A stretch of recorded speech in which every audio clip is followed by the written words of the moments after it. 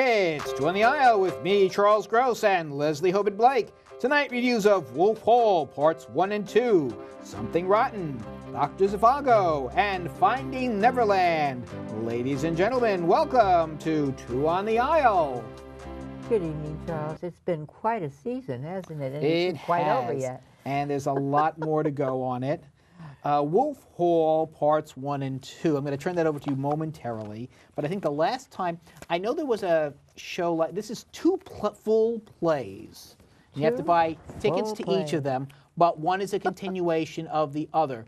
The only thing I can think of was like Nicholas Nickleby. Which was one play. And there was, I think, one called, but no, it was in two parts. But you didn't have to buy tickets to two parts. You got one ticket to the whole show. For $100, which was a lot of money back then. I thought you could buy to just one. No, you had to buy the And then there was the Kentucky Cycle with Stacy five Keach. plays in it. Oh, yeah, well, yes, that's true.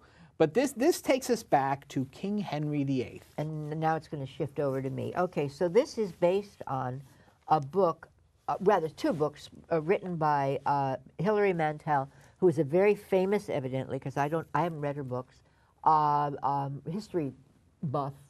She writes fiction based on history, and it's the story that many of us know. Adapted by Michael Poulton. Okay, adopted by Mike Poulton, and very well adopted from what I can see. Loyalty, betrayal, love and lust, honor and corruption. I mean, who can say anything wrong about those things, right? Except for sometimes when we have to sit through from starting at 1 o'clock in the evening, in the afternoon until, I don't know, what, 10:30 at night, something like that, and with dinner in between. I had a lovely dinner.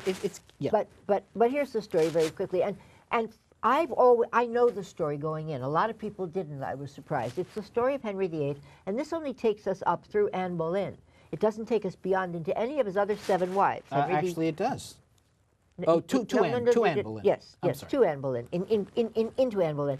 He shows us the last part of the first act. I thought was so amazing because if you don't know these stories, there's this beautiful young girl, really almost virginal, very small, standing by herself in the middle of the stage, and they ask her name, and she says, Jane Seymour.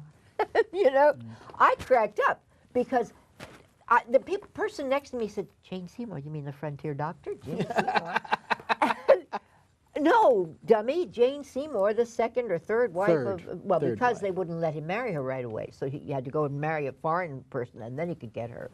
That's how that happened. But, I mean, I know these, but I only know them from everywhere from A Man of All Seasons to The Prince and the Pauper. Well, The Prince and the Pauper was only tangentially about Henry VIII. Well, but it taking place around the court. But the thing is, the reason I know this, and I didn't learn it at school because we're Americans. What are we going to be learning English history for? I'm sure they don't know that much about Abraham Lincoln and whatever. Okay. But the thing is that I've watched Henry VIII on PBS. I watched Elizabeth on PBS. It goes backwards and forward. The Tudors on BBC. Helen Mirren doesn't play Elizabeth in this play. No. This is played, Elizabeth's baby in this. Okay. You know, I'm sure Helen Mirren could do it. Elizabeth the first, by the way. If anybody could do it, she could do it. And it is Elizabeth So this is first. basically, this centers on Thomas Cromwell, who's a lawyer. He's working for the church, essentially. And he gets caught up, and you see his evolution. Well, he doesn't get caught up. He sees an opportunity, and he takes it. He sees that he's the tentatively at first, and then mentored by Cardinal Wolsey, right? And they are both Catholics. And what happens is, of course, Wolsey won't allow Henry to annul the first wife. Oh, the second wife is Anne, and the third wife is Jane. I'm sorry, that's why he's the third one. I'm not even following it myself.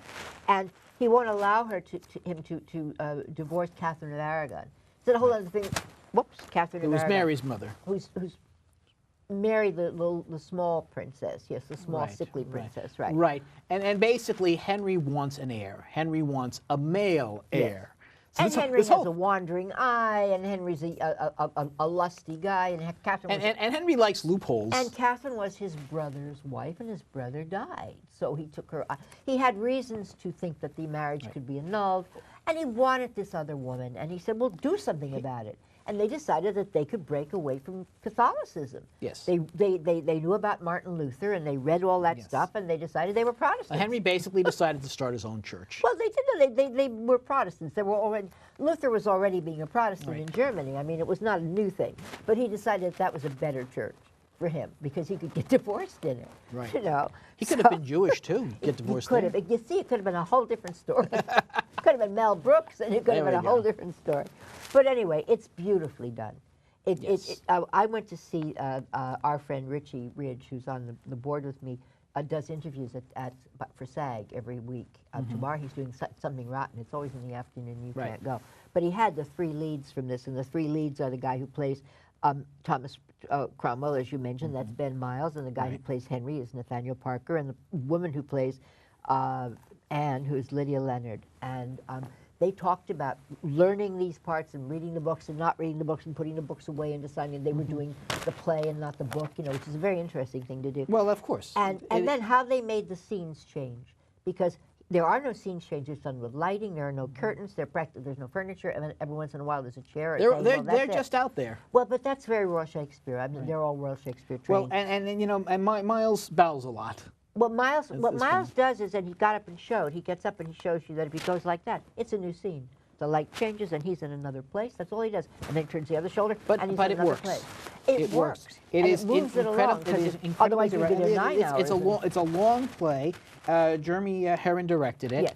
And it's done. It flows. Yes. It does well. I think again, the most fascinating character is Cromwell in his. It's his story. It's his evolution. You know, you see characters who you would know, obviously Henry VIII, Anne Boleyn, and sister Mary, who was also, you know, who goes on. I think we were talking about Paula Vogel in the last show. Yeah. So you know, Mary's the chesty one, and Anne is not. Well, yes, but so Anne I guess is those also, things mattered but back then too. Mary is also the stool pigeon. She runs to Cromwell and tells him what's going on and gives him information that helps him get more involved. And also tells him how to get around Anne, which is very interesting. And Anne is a bitch on wheels, forgive my language, but that's what she is. She's blah, you know. She wasn't Cromwell because she had some French education, but she's, you know, she's from the North Country. Anyway, so the bottom line And it doesn't here is- matter. Henry wants her. And the thing is that it's a soap opera. It's a dishy soap opera. And you sit there and you go, oh, that.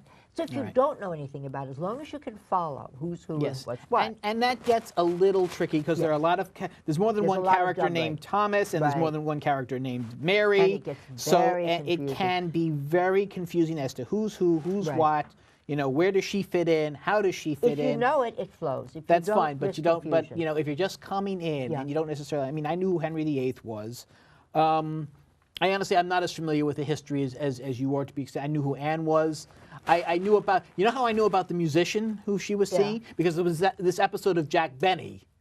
Oh, that had to do with Where Anne Boleyn? For God's Jack is in sake. England and he dreams that he's the musician and Henry VIII Really? is after him. That's hysterical. Yes. Yes. But see, see what you can learn from old television. From Jack Benny, my Yes. God. But here's the thing. All right, we have to stop because we have a lot more to do. I just have to say this. It's also being done on PBS right now, the whole Yes. thing, where you go through so that All the it wives. doesn't end with Jane Seymour. And, No. and it's Mark Rylance, and you can go right into his eyeballs and watch him thinking.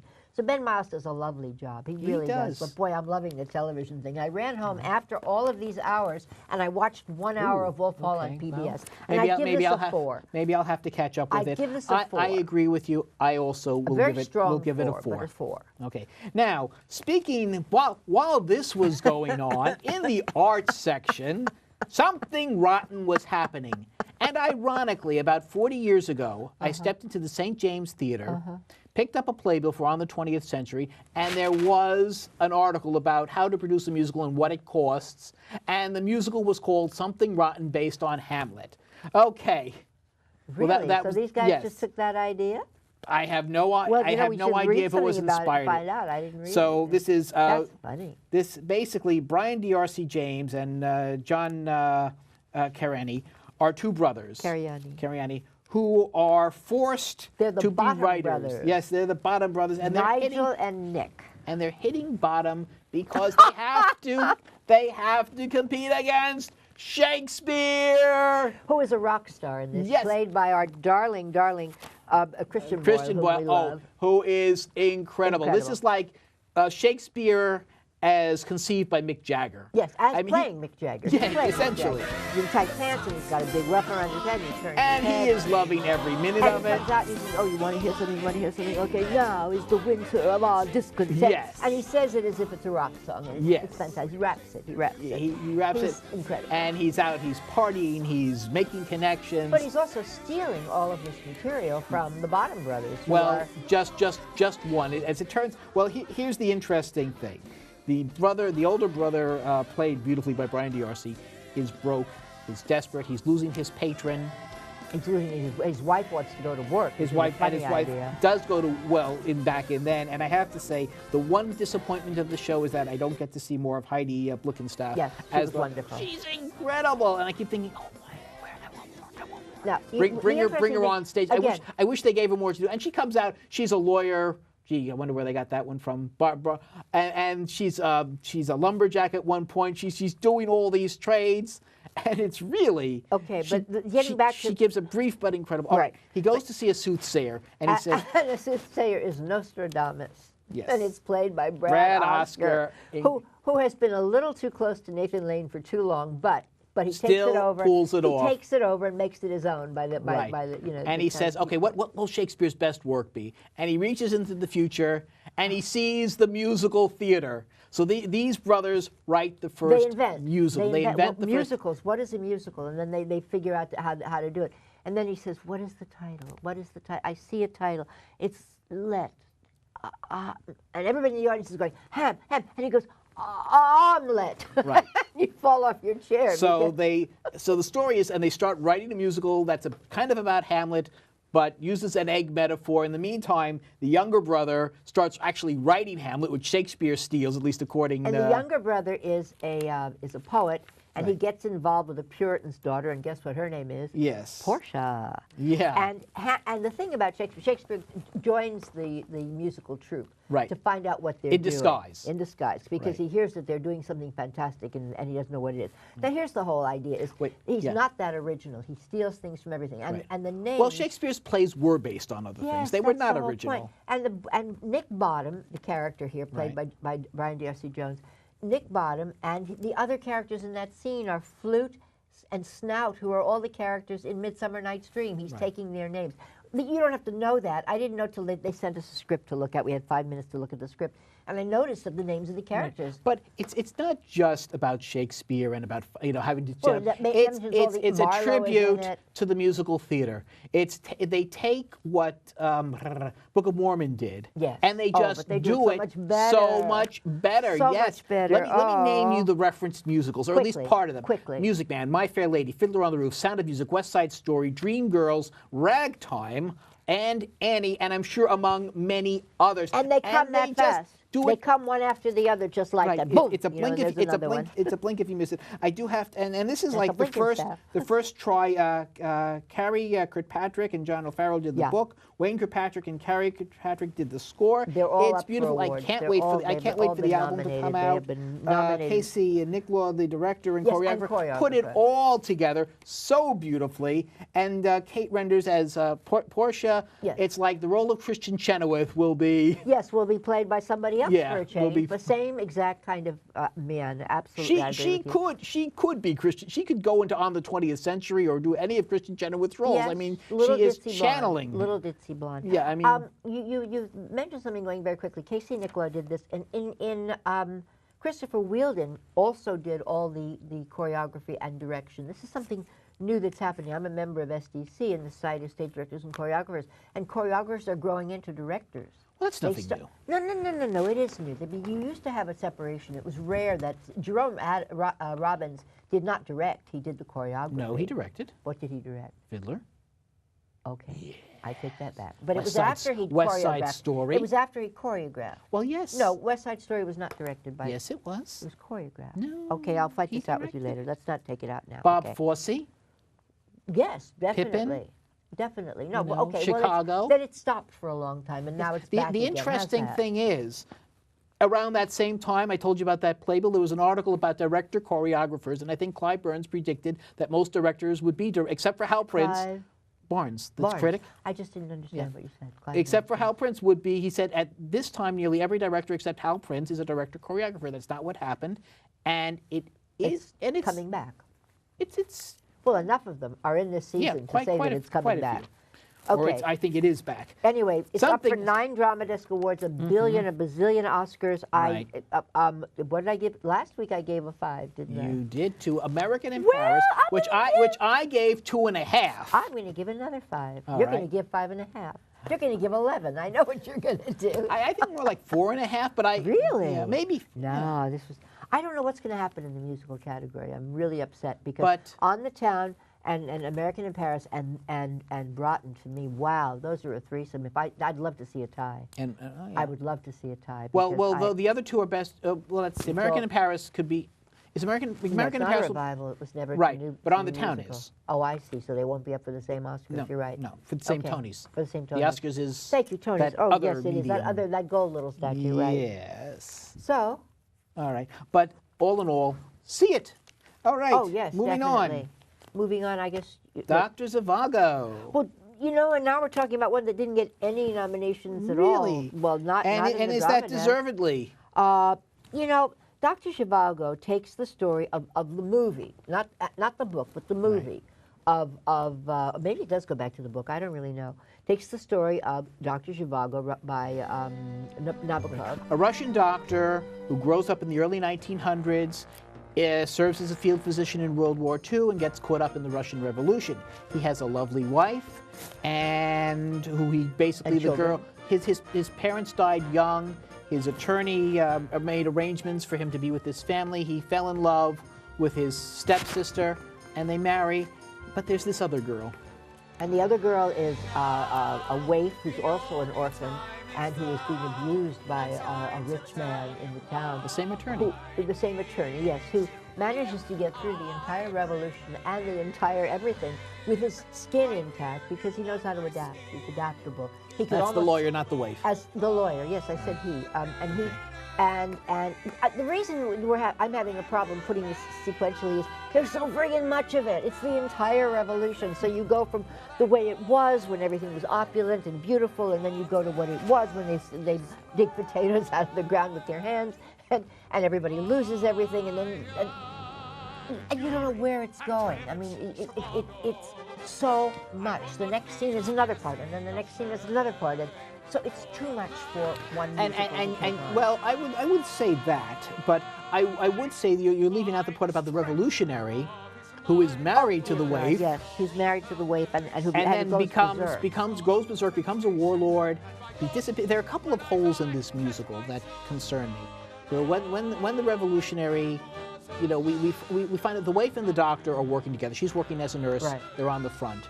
There's an attraction where the musical is very vague as to whether it goes between just being an attraction, although the staff seems to think there's something going No, on it's there. definitely going on. You must have blinked. Things go very quickly in this. So yes, something happens, but they it's do. quick. And you quite wonder, because the chemistry between them is such that, you know, you're wondering, okay, he's got this. Well, let's see who's playing who. Oh. He's got a wife who he loves, and he's got her. So Now this is an exactly. age of musicals and without then, any stars that we know. This is another and set then of and people then, I don't know. But what I don't understand is she says when she's working, my husband is dead. Well, because and they then- think he's dead. They send him But he turns up alive as a different and- person. He and- takes a different name. But He's he not- knows who she knows who he is.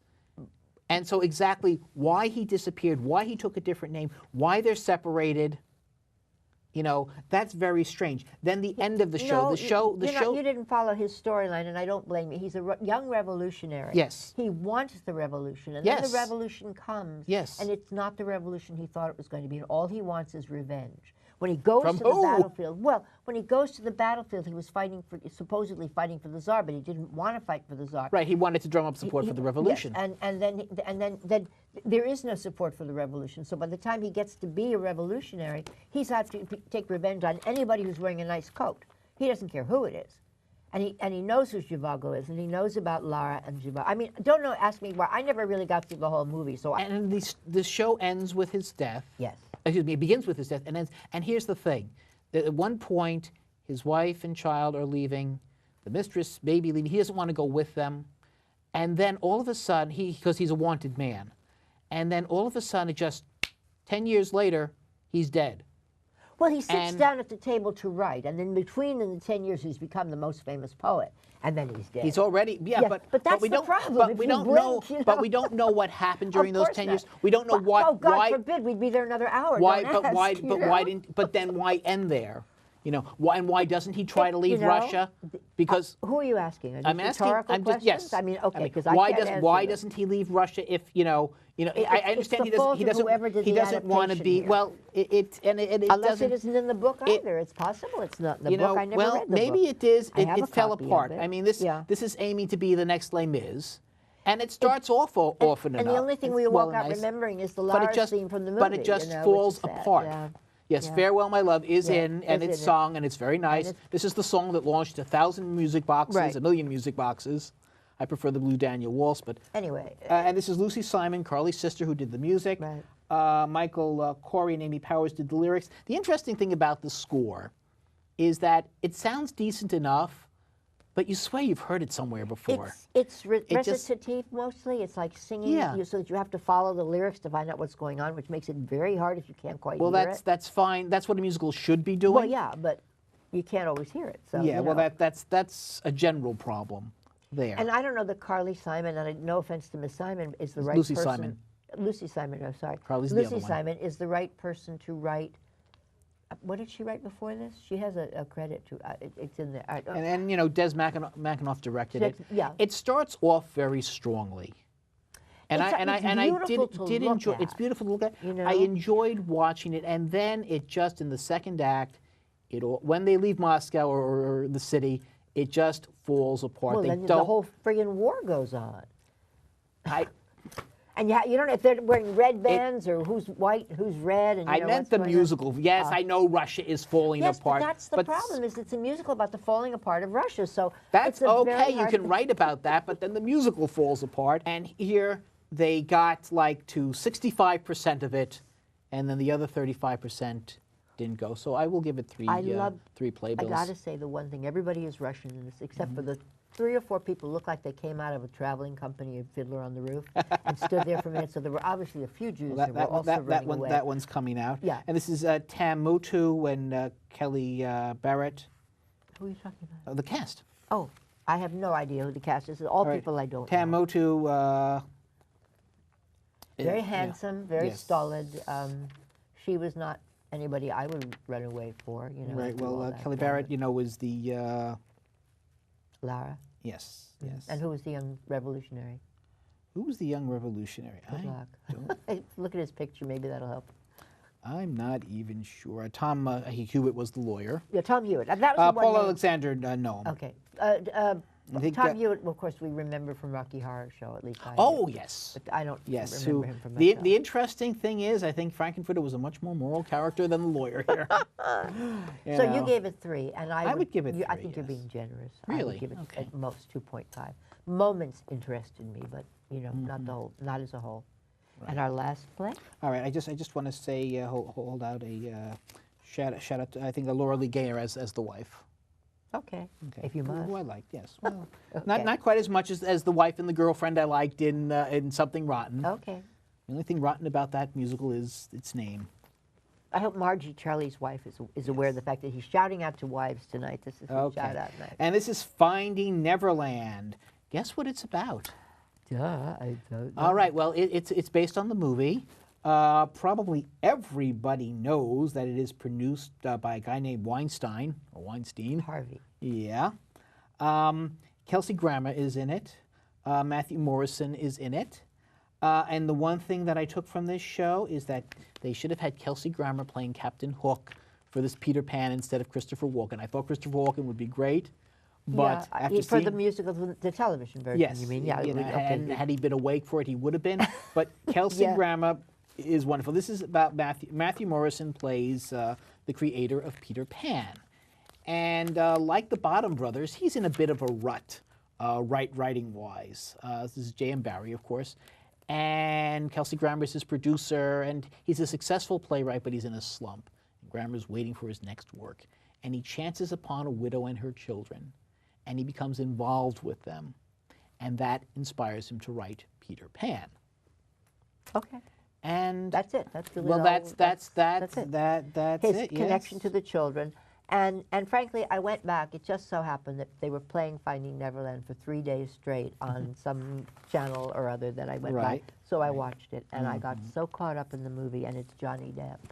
Johnny Depp playing the J.M. Barrie character as a broken man who doesn't really have a home life of any kind, although he's married, and he finds this lovely, lush, played by Laura Michelle Kelly. in In the the play. play. I don't know who did it. In the movie, it was. I have not seen the movie. In the movie, it was the woman from, I can't think of her name, from Titanic.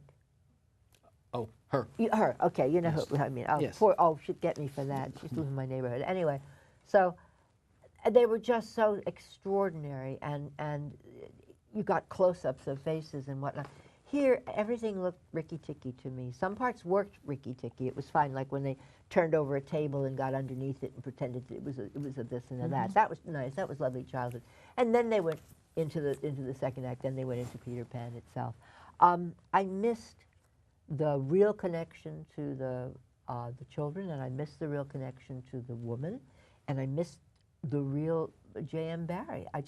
I kept seeing the guy from Glee. I didn't see With an accent. with an accent, and I didn't think it was a particularly good accent. He kept going away. I noticed that also. I really am sorry. I wanted but- to like it, and I agree with you about Kelsey Grammer. He held this thing together with Yes. with Scotch tape. And you know, and a I should prayer. mention, keep a lookout for the Cheers joke, Yes.